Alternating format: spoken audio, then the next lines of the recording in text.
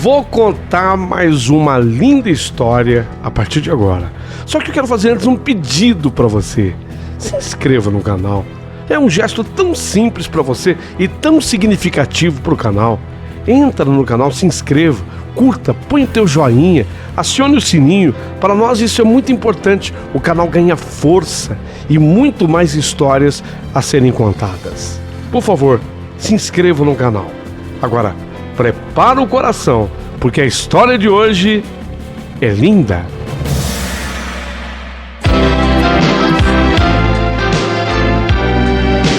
Rádio Emoção. Paulinho Boa Pessoa. A verdade de cada um.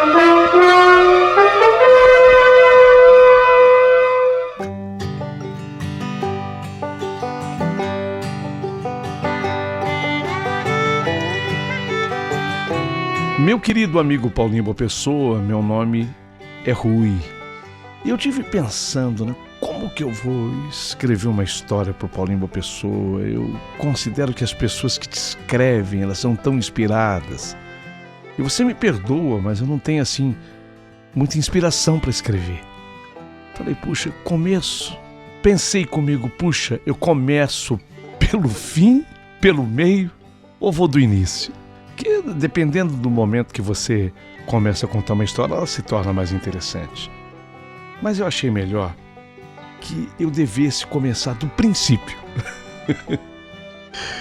E ficou mais ou menos assim. Eu fui criado num sítio, sabe, Paulinho? Eu fui moleque de sítio. Não, eu não era urbano. Eu não era urbano. Então eu fui criado. Eu era aquele moleque que às vezes é descrito em música sertaneja, que vivia com estilingue de pendurado no pescoço, aquele que armava arapuca, aquele que chupava manga no pé, siriguela no pé, que colhia jabuticaba. Eu era esse tipo de moleque que morava num sítio, naquilo que se pode chamar de roça mesmo, sabe? Pra você ter uma ideia, o meu pai, meus tios, eles plantavam abacaxi e aquela roça era bonita de abacaxi. E antes da colheita do abacaxi, eu andava lá com os meus primos, minhas primas. E quando eu via que o abacaxi já estava legal, a gente chamava de vez, abacaxi de vez, quente do sol. A gente pegava um abacaxi daquele, quebrava no toco ou na pedra e comia daquele abacaxi. Era muito mais por farra do que, na verdade, para saborear um abacaxi que estivesse quente e não tão maduro às vezes. Isso é para retratar apenas o moleque que eu fui. Aquele da roça, aquele que vivia no sítio. Vivia com os meus pais, minha irmã, meu irmão e muito próximo de uma prima que é a Vanessa. Ei, Vanessa, minha prima. Ei, Vanessa, era uma vida muito boa, a nossa vida de criança. Passávamos o dia inteirinho brincando juntos. E essa minha prima, ela era 1 ano mais velha que eu, a Vanessa. Linda, linda, linda que sou ela. Vivemos assim até quando eu tinha mais ou menos uns 9, 10 anos de idade. Ela devia ter uns 11, eu tinha 10. Foi assim que nós vivemos juntos, lá na roça. Aí os meus pais, para minha total tristeza, resolveram deixar o sítio. Meus pais iriam se mudar para a cidade. Oh, meu Deus do céu! Foi tão difícil. Quando eu vi aquele caminhão de mudança estacionando em frente à minha casa, carregando aqueles nossos móveis simples e colocando na carroceria. Me lembro do momento da despedida, quando meus tios vieram nos abraçar, mas a minha prima Vanessa, ela 11 anos, eu 10, ela veio me dar aquele abraço. Eu me lembro que eu chorei. Eu sabia que eu iria sentir muito aquele afastamento. Eu iria sentir muita falta da Vanessa daquele dia para frente. E me lembro que depois que eu entrei, eu vi na cabine do caminhão. Assim foi até uma espécie de consolação para mim. Lembro-me que o dono desse caminhão, o motorista, ele estava com o rádio ligado. E estava tocando uma música, sabe? Que falava exatamente, que retratava exatamente aquele momento. Meu primeiro amor, tão triste acabou, só a dor ficou nesse peito meu. Meu primeiro amor foi como uma flor que desabrochou e logo morreu. Nessa solidão, sem ter alegria, eu me lembro que o caminhoneiro ia tocando aquele caminhão, a nossa mudança atrás na carroceria, aquela música que era tão triste, tocando no rádio, meu primeiro amor. E eu olhava para o verde daquelas matas, para aquelas plantações, passando pela roça de abacaxi, e a minha prima Vanessa, que havia ficado para trás. Ah, que vontade que deu de eu descer daquela carroceria e voltar correndo para trás. Que pena, mas tivemos que nos despedir. Devo confessar que isso me deixou confuso, porque a minha cabecinha era de 10 anos, tá? Ela tinha 11. Eu vou confessar a vocês que a minha cabecinha ficou confusa, porque somente nessa ocasião foi que eu descobri que a Vanessa não era a minha irmã também. Porque para mim era como se fosse. Verdade. Na minha cabeça de criança, todos nós que passávamos o dia brincando naquele sítio, nós éramos irmãos e irmãs. Até aquele dia. Então, na verdade, aquilo tudo que eu sentia ao ouvir aquela música do meu primeiro amor, aquela tristeza, me deixou muito confuso. Porque para mim era como se eu tivesse deixado para trás a Vanessa, não a prima, mas uma irmã. Mudar e deixar minha prima para trás se tornou um grande trauma para mim. Eu não imaginei, acho que ninguém também imaginou, mas se tornou um grande trauma para mim. Não importa. Resta disso que, por toda a minha vida e até hoje, eu tenho por essa minha prima, a Vanessa, um profundo amor. Mas um amor mesmo, um amor que nasce lá do fundo da alma, que não é inferior ao que eu sinto por qualquer um dos meus irmãos. É um amor verdadeiro e sincero.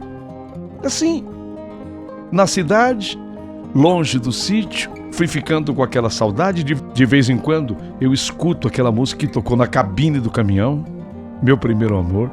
Aí sim é o correto. E toquei a minha vida, cresci, estudei, me formei e coisa e tal. Mas algumas vezes eu voltava lá no sítio. E quando eu voltava, eu reencontrava a minha prima, a Vanessa. Na verdade, eu poderia ter 1 milhão de motivos para voltar para aquele sítio. Muita coisa me prendia lá. Mas o principal motivo era a Vanessa, minha prima. A cada vez que eu ia, eu confirmava o enorme, o imenso bem-querer que eu sentia por ela. Quando eu regressava da cidade, lá para o sítio, era de uma felicidade extrema saber que eu iria reencontrá-la. Aquilo era como recarregar as minhas baterias, daquele sentimento profundo que se estabelece quando nós encontramos uma pessoa que nós amamos. E eu amava a minha prima, amava de verdade. O problema é que a Vanessa também foi crescendo, meu Deus do céu. E ela se tornou a mais linda de todas as mulheres que meus olhos já puderam ver. Meu Deus do céu. que era aquilo? A Vanessa, minha prima. Que mulher espetacular era aquela!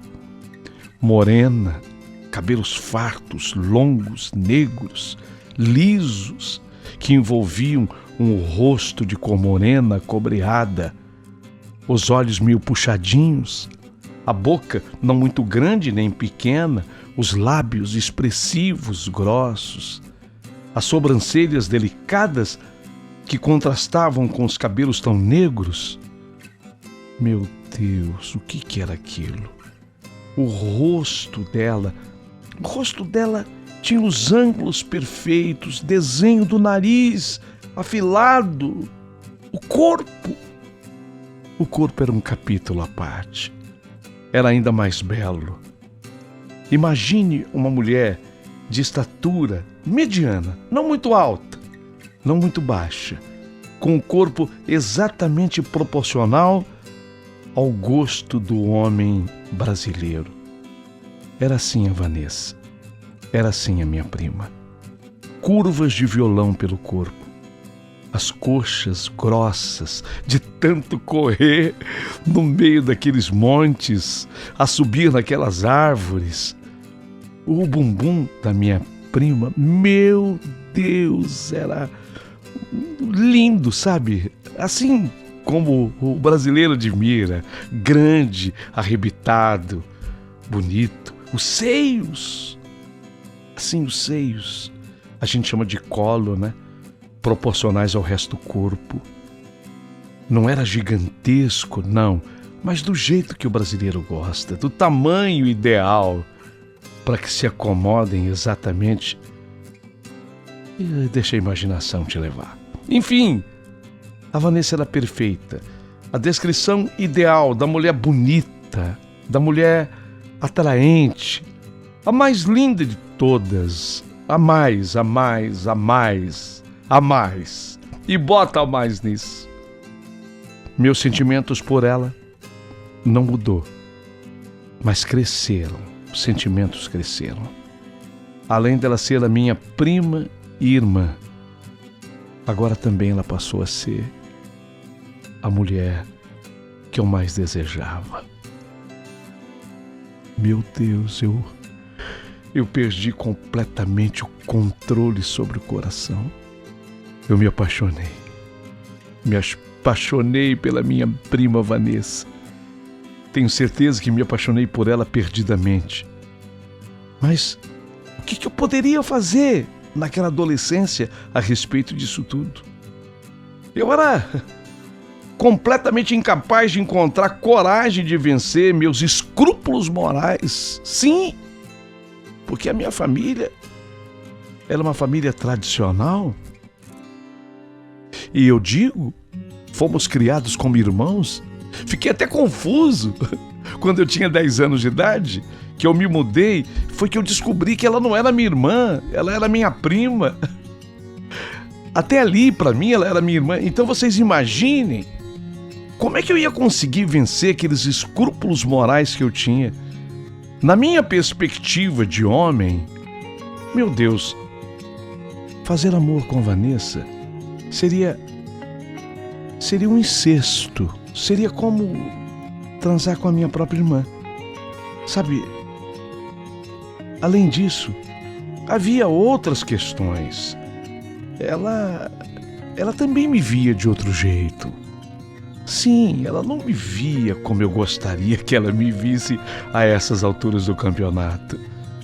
E eu também não conseguia imaginar o que nossas famílias fariam se nós começássemos a namorar de repente. Eu queria isso, queria muito. Eu queria muito mais do que um simples relacionamento carnal. Eu queria ir além disso.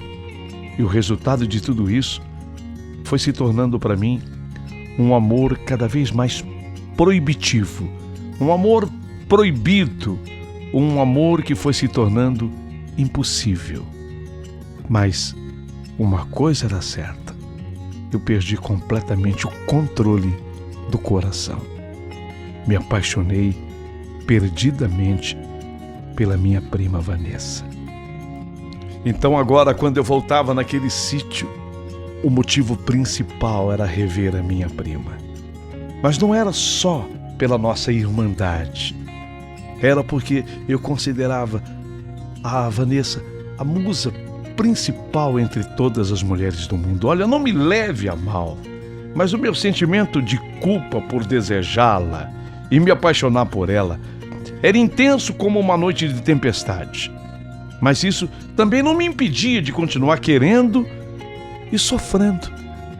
Quanto mais aquilo era proibido, quanto mais aquilo era difícil, quanto mais aquilo era impossível, mais eu desejava, mais eu queria, mais eu amava. Claro que tiveram vezes em que eu fiz coisas estúpidas e egoístas. E teve uma vez que eu fiquei... Perdão, eu peço perdão a todas as mulheres do mundo, mas é importante que eu diga para que a mulher possa entender um pouco da cabeça do homem. Eu gostaria de fazer essa confissão para que as mulheres percebam o quanto nós homens somos perigosos. Teve uma vez que eu deixei a minha mão boba cair assim no traseiro da minha prima, como se ela fosse a minha irmã de sempre, mas não era. Eu deixei que a minha mão deslizasse pelo bumbum arrebitado e durinho dela. Era uma situação em que nós estávamos no meio de tanta gente e eu ficava, sabe, assim, ali atrás dela, sabe, naquela posição, exatamente essa, de pura maldade que muitas vezes acontece dentro dos ônibus. E essas pessoas são tão duramente criticadas e com razão. Mas eu fazia isso com a minha prima. Eu não quero que vocês entendam que eu estou me colocando como um monstro dessa história, mas eu estou apenas confessando para que a mulher possa entender a cabeça do homem. Eu ficava, sabe, atrás da minha prima, de modo que eu pudesse tocar. Vocês estão me entendendo? Isso. A proximidade me fazia bem. Essa proximidade é que me fazia bem. Eu ficava ali e o coração batendo como um tambor do Olodum. Disparado o coração e outras coisas batendo firme, muito firme. Ela não percebia. Não, ela não percebia. Não, ela ficava quieta e eu nunca soube. Não, ela não percebia. Na verdade, eu nunca tive certeza de nada. Às vezes eu queria me enganar. E a gente, por querer se enganar, eu imaginava que talvez ela estivesse percebendo. Mas eu nunca tive certeza disso. Não, eu acho que ela nunca percebeu o que eu estava fazendo. Ou se ela percebeu, ela deixou para lá. Mas nesse caso, eu não sabia se ela teria deixado para lá. Será que... Não, ela nunca percebeu. Ela não podia corresponder a esse meu desejo por uma espécie de compaixão do tipo que eu mesmo já senti por algumas mulheres que me queriam e não eram correspondidas, mas não mereciam o sofrimento de ter seus esforços, de se sentirem reconfortadas, rompidas abruptamente. Não, ela não fazia aquilo como uma espécie de compensação para mim. Eu não posso me enganar a esse ponto. Ela não percebia, mas eu fazia desse jeito. Eu não tinha o menor controle mais sobre o que eu sentia. Um dia, eu tive a oportunidade de estar com ela numa piscina. E quando eu pude vê-la, vestido aquele biquíni amarelo, minúsculo, com aquele corpo lindo, eu tive que permanecer o tempo todo dentro d'água. Vocês estão me entendendo? Não podia. Eu não podia sair. Meu Deus, o que está acontecendo comigo? Por que a Vanessa mexe tanto assim comigo? Por que essa paixão, esse amor que eu sinto por ela? Ver a minha prima tornou-se por muito tempo a minha maior obsessão. O meu maior sofrimento também era o maior dos desejos, acompanhado do maior sentimento de culpa ao mesmo tempo. Curiosamente, eu nunca tive um sentimento de que houvesse rejeição da parte dela em relação a mim. Nada! Nunca houve rejeição. Eu era amado por ela. Mas, obviamente, como o primo irmão dela que eu sempre fui. Eu nunca percebi que houvesse qualquer tipo de rejeição da relação dela para comigo. Pelo contrário, o que eu notava é que ela gostava mesmo de mim. Mas daquele jeito, do jeito que vocês estão entendendo. Todas as vezes que eu ia lá para o sítio, eu era recebido por ela com carinho, com amor. E quando a tia preparava aquele curau, a mãe dela, pamonha, nós íamos colher as espigas de milho naquela roça verdinha. E todas as vezes eu dava um jeitinho de ficar pertinho dela, de esbarrar nela, de tocar na Vanessa. Ah, meu Deus do céu, eu só estava com medo de fazer uma bobagem, de fazer uma besteira, porque ela era tão carinhosa comigo, até me mimava de tão bem que me tratava, satisfazia as minhas dores com o prazer daquela companhia, com a visão da perfeição em forma de mulher que eu tinha quando ela estava por perto de mim. Vanessa, ela foi se tornando mais do que uma prima, mais do que uma prima irmã. Foi se tornando a minha amada. E assim, foi durante toda aquela minha adolescência e o começo da minha juventude. Meu Deus, que paixão que eu nutria pela minha prima. E o medo que eu tinha que as pessoas percebessem, ao mesmo tempo em que eu queria que ela notasse às vezes. Assim, quando eu conseguia ficar por trás dela, assim, quando eu conseguia abraçá-la, assim, quando eu conseguia tocá-la. Às vezes eu queria que ela soubesse que não era um toque qualquer. Assim como eu tinha esse desejo de que ela descobrisse de repente, eu tinha um medo de que qualquer outra pessoa percebesse. Mas as coisas acontecem. Um dia cheguei no sítio. A essas alturas, eu estava com 21 anos de idade. E a Vanessa disse: Rui, vem cá. Eu vou te apresentar o Carlos, meu namorado. Meu Deus, o mundo inteiro te sabou. Queria ser feliz e acabei assim, me condenando a ter recordações. Nossa, como eu sofri. Como aquela revelação para mim foi difícil. Mas o tempo é o pai das cicatrizações.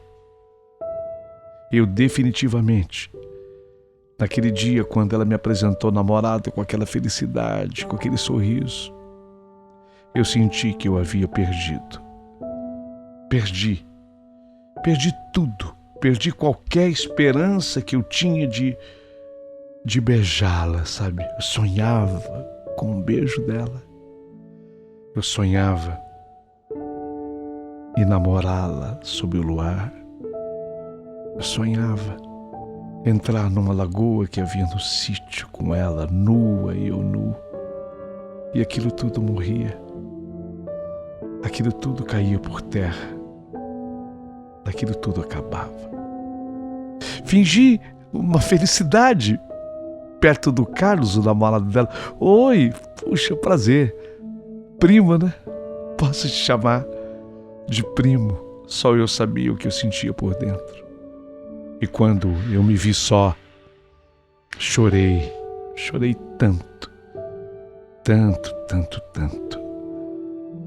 Chorei por aquilo que a gente não viveu, por aquilo que a gente não teve, por aquilo que sequer eu cheguei a comunicar, por aquilo que sequer eu cheguei a falar para ela. Nunca disse absolutamente nada.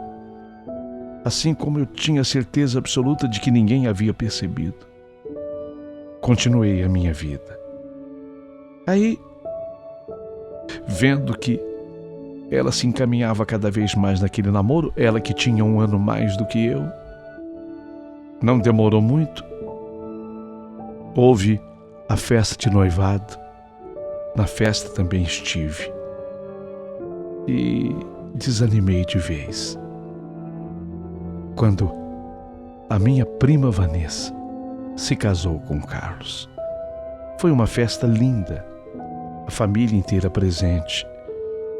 E até por uma certa ingenuidade, lógico, ela nunca soube, me convidou para que eu fosse um dos padrinhos do casamento. Foi tão difícil ir do altar, vê-la dizendo sim, com aquela alegria, com aquela felicidade, e saindo daquela cerimônia emocionada e praticamente sendo aplaudida pela igreja de tão linda, porque ninguém jamais tinha visto uma noiva tão linda como ficou a Vanessa. A vida correu, passou, eu também tive que conhecer a mulher com a qual namorei e com a qual me casei. Uma vez casado, eu tinha agora as minhas responsabilidades de marido. E aquela minha dor de ter perdido a Vanessa, eu tinha perdido a Vanessa com a possibilidade de ser minha mulher, mas foi suplantada aquela dor pela minha felicidade por vê-la tão bem. Porque o que prevalecia a partir dali era o amor de irmã. Não se esqueçam que até 10 anos de idade eu achava que ela fosse a minha irmã. Desejei com sinceridade toda a felicidade do mundo para ela, para minha prima, irmã, amada. Depois de mais alguns anos eu casado, fui descobrindo alguns percalços, algumas dificuldades. O meu primeiro casamento não deu certo. Não deu. Foi um casamento que durou 6 anos. E eu me separei da minha primeira mulher. Ela, a Vanessa, continuava casada e continuava sendo uma mulher maravilhosa, a quem eu amava profundamente, e também achava que ela tinha superado todos os seus problemas do passado e que dali para frente ela pudesse ser feliz e feliz para sempre. Ela estava vivendo uma bela fase da vida dela e que Deus a protegesse, que fosse sempre assim. Como ela estava firme no seu relacionamento, eu acabei conhecendo uma segunda mulher. E essa segunda mulher me propôs vivermos juntos e fomos morar juntos. Depois que eu já estava nesse segundo relacionamento, alguns anos mais tarde, o meu tio, o pai da Vanessa, o tio Edson, veio a falecer. E todos os parentes, inclusive eu, a minha segunda mulher, fomos lá para o sítio, para o velório do tio Edson. Fomos ao sepultamento, ao velório. A minha esposa teve seu comportamento muito bom, como deveria ser, naquela ocasião em que foi, inclusive, apresentada para os meus parentes, porque essa segunda mulher, ela não conhecia, assim, toda a família. Então ela acabou sendo apresentada numa situação difícil, delicada, na morte do tio Edson. Mas foi muito bem tratada por todos, tratou a todos também com muito respeito, meus tios, primos, primas, e foi muito carinhosa, inclusive, com a minha avó. Fiquei orgulhoso da minha mulher e tive a certeza de que eu tinha feito uma boa escolha. A segunda mulher, a segunda esposa, eu comecei a acreditar que eu tivesse feito uma melhor escolha do que a primeira. E ela foi, a minha esposa, especialmente carinhosa com a Vanessa. A Vanessa tinha perdido o pai, né? O pai dela havia falecido, o tio Edson. E que ela sabia, minha segunda mulher sabia, a paixão que eu tinha por aquela prima, como irmão, como primo irmão. Então ela soube reconfortar a Vanessa, ela foi muito carinhosa, muito gentil, ela soube receber bem a Vanessa.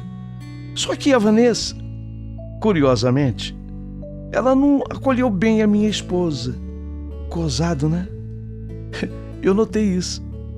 Eu notei que a Vanessa, que tinha perdido o pai, que foi tão bem acolhida pela minha segunda mulher, eu percebia que ela não recebeu bem a minha segunda mulher. E embora a gente possa pensar que aquela era uma noite difícil na vida dela, eu pude perceber também que a Vanessa, ela não deixou de ser carinhosa com mais ninguém. Era difícil para ela, ela tinha perdido o pai, mas ela foi carinhosa com todo mundo. Já com a minha mulher ela não foi. Ela não foi receptiva. Ela não recebeu tão bem. Ela demonstrou, e eu percebi, porque eu sou uma pessoa hiperligada, sou muito sensível. Eu percebi que ela não tinha gostado da minha segunda mulher. Até que, num dado momento, aquilo me incomodou e me chamou demais a atenção. Eu via e percebia de novo toda a beleza da Vanessa, mas eu não sofria com sua proximidade como eu já tinha sofrido noutras vezes. Eu pensava que também tivesse encontrado a minha companheira e nada mais seria para mim tão sofrido como fora no passado. Foi somente de madrugada, quando todos estavam reunidos no velório, dando o último adeus ao meu tio Edson, e quando eu estava abraçado com a minha esposa num canto da sala, foi que eu percebi o olhar da Vanessa. Eu tenho certeza de que ela não me viu olhando para ela, mas era um olhar que eu conhecia muito bem. Era um olhar de ódio, de despeito que ela estava sentindo da minha segunda mulher. Será? Será? Eu percebi que a Vanessa olhava para minha segunda mulher como quem diz: como você se atreve, hein? A casar com esse homem, a ficar com esse cara. Como você se atreve? Era isso, sabe, que me passava o olhar dela. Eu sabia o que era. Aquilo só tem um nome: ciúme. Naquele momento, tudo voltou ao seu lugar. E o meu coração, no ritmo de Olodum, voltou a bater outra vez. Meu coração disparou. Quando eu percebi, naquele dia, triste e cheio de coisas tristes, que a Vanessa tinha ciúme de mim, fiquei feliz. Estúpido dizer isso. Alguém que está ouvindo essa minha história vai falar: mas Rui, como você é burro. Eu aceito. Rui, você é uma besta quadrada, Rui. Eu sei disso. Eu sei disso, mas eu fiquei feliz. Eu sabia que eu não poderia ter a Vanessa. Afinal, eu estava recém-casado pela segunda vez. E ela já estava casada com Carlos há alguns anos, com filhos no plural. Sabe, mas de alguma maneira, saber que ela havia tido algum tipo de correspondência para com os meus sentimentos era algo que aquecia minha alma. E eu nunca mais deixei de amá-la como mulher. Embora eu continuasse sendo um amor impossível. Meu Deus, eu já estava no segundo casamento. Eu já era mais do que adulto. Eu já estava com o cabelo grisalho. Não. Eu sei que você está me chamando de besta, de imbecil, de idiota. E eu aceito. Porque eu já era adulto. E adulto o bastante até para me perdoar por amar aquela mulher. Mas eu percebi que eu nunca esqueci que era ela que eu amava. Era ela. Era minha prima que eu amava. Mas ela, bem casada, havia perdido o pai naquela noite. Mãe de filhos, 2 meninos. Eu, casado pela segunda vez. Mas foi a partir daquela noite, porque eu vi quando ela olhou com raiva para minha mulher, a minha segunda mulher. Foi a partir daquela noite que eu nunca mais tive vergonha de desejá-la. Eu passei a cultivar com carinho o meu sentimento por ela. Mas eu tomava cuidado, sabe? Para não destruir a minha vida e muito menos destruir a vida dela. Não, nós não nos víamos mais com a frequência de antes. Mas a cada vez que nos víamos, o abraço do encontro tinha sempre um toque a mais. Sabe, porque todo abraço, assim, entre primos, ele dura um tempo, né? Não dura? Você vê uma prima, um primo, que você não vê há muito tempo, aí você se abraça, dura um tempo. O nosso passava um pouquinho além desse tempo. Havia um toque a mais, um toque sensual. Os nossos corpos ficavam colados. E eu beijava o seu rosto, eu beijava assim o rosto dela, a face, e às vezes, descuidado, eu deixava que meu lábio se aproximasse bem do canto da boca dela. Eu acariciava as costas dela, deixando que meus dedos corressem as costas dela, e ela fazia o mesmo comigo. O abraço passava um pouquinho da medida, durava um tempo a mais. Nossos abraços dados em público eram mais contidos, mas se pudéssemos nos abraçar quando ninguém nos visse, permitíamos um tempo a mais, um leve toque de sensualidade, nas entrelinhas, no vão das coisas. Não se engane. Não era pornográfico. Por favor. Não tinha nada de pornográfico. Eu não passava a mão nela. Vocês estão me entendendo? Não era. Nós não nos beijávamos na boca. Não era. Era um abraço que dizia que aquilo que nós sentíamos um pelo outro era muito forte, mas ao mesmo tempo dizia que aquilo não podia ir além daquilo que ia. Era um segredo. E eu ficava feliz de saber que era um segredo meu e dela. Porque se alguém visse os nossos abraços, saberia o que estava acontecendo. Mas mesmo sozinhos, não ultrapassávamos jamais o ponto em que teríamos que conversar sobre aquilo. Era um amor platônico. Um amor platônico. Meu Deus, como é que pode? Um amor que começou lá na infância, que atravessou toda a adolescência, que chegou na fase adulta, ser platônico. Meu Deus, que sentimento é esse? Mas eu sempre saía daqueles abraços, daquele jeito. E eu não escondia isso dela. Eu sempre ficava...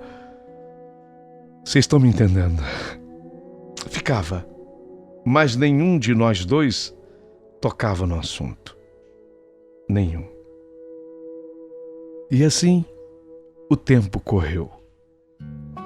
Os dois primos que se amavam, mas se amavam em segredo, em silêncio, em sigilo.